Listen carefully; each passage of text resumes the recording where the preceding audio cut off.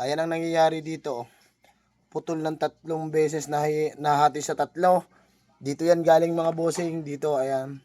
Mga boss, ayan, habang may ginagawa tayong dalawang FI na overhaul, may dumating din ulit sa atin. Batak-batak ni Idol. Ayan, si Idol ang bumatak. Sir, saan kayo? Taga saan kayo, sir, pala? Silang Cavite. Binatak nyo Cavite? Ayan sila, boss. Ang nangyari pala ng motor mo, sir, ay Kanina may tumutok-tok lang ng umaga. Mga 5 pa lang. kumbaga lalabas galing saan, sir? Bahay o galing bahay? Ang trabaho. Ang itong kay sir papuntang papasok na sana. Ang nangyayari, mga 5 siya niya. Biglang may umingay tapos ganito nang nangyari. Sir, nasa na susi? Hindi na pala kailangan ng susi mga boss dahil hindi na daw maikik. Ayan, nasabi ni sir. Ayan. Ariga sir ay napagawa mo na, hindi pa. Ang pinakutkot lang dito ay tensioner lang. Ayan. Naka-manual lang kay sir. Matagal na rin yan. Mga 2 years na rin. Tensioner na yan. Matagal na rin ang manual, sir. 2 years na rin. Pero nung bago mo palang palisin sa bahay, tahimik naman. O medyo may iron. Tumutok-tok na. Mayroon na talaga. Ayan. Umingay na pala, sabi ni sir. Kakalasin natin mga boss at sana'y magawa natin to agad. At san sir? Layo ng binatakan silang Cavite. Ayan. Dumayo. Batak-batak sa isang motor ni bossing. Ayan, kakalasin natin boss. At bakit nagkagarnihan kay sir? Tensioner lang naman ang napalitan bukod sa stock lahat. Ayan mga boss, kalas na ang kay sir. Yung batak-batak kanina ng tropa. Ayan si bossing, shout out bossing. Itong nangyari mga boss, kaya yun na may kick.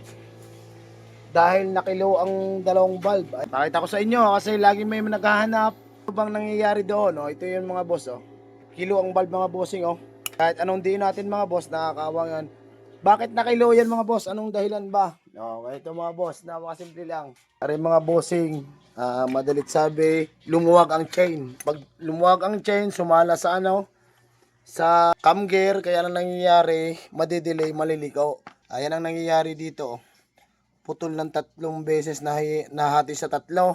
Dito yan galing mga bossing. Dito, ayan. Galing sa short guide niya, sa ng chain guide. Nangyayari mga bossing yon, posible talaga sa manual. Naka-manual kasi itong kay sir, di ba? Pinakita ko naman kanina mga bossing. Nandun ang black. Ang manual mga boss, pwede naman talaga sa marunong mag-adjust. Pero pang matagalan, hindi ko ina-advise talaga ang manual. Kasi ang ginagawa ng iba, pag lumagitik, ima-manual na agad. Sa totoo lang mga boss, ang tunay na sira ito, hindi yung tensioner. Ayan, para hindi mangyayari din sa inyo to. Ayan, kaya minsan nagawa tayo ng video para mas maintindihan yung mga boss. Pag lumagitik, kayang alisin sa manual, hindi tensioner ang sira nun, ito. Mismong guide. Ayan, katulad ng kay sir, naka-manual to. Pakita ko sa inyo mga boss.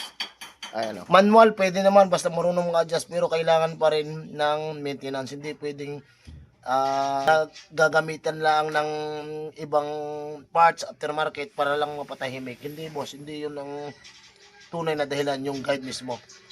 Para sa akin talaga, hindi advisable ang manual, lalo na pagka araw-araw gamit. Pang matagalan talaga ang stock tensioner mga boss. Hindi ko na ipapakita sa inyo mga bossing ang video na rin, siguradong aandar na rin kasi pag hindi, sir, libre. Okay lang sir, libre, pag hindi umandar na. Ay, pero pagka umandar, doble sir. Lugi ka, lugi. Ayan. Ayan mga boss, pinakita ko lang sa inyo ang dahilan kung bakit nag-stock ang gear ng kay sir.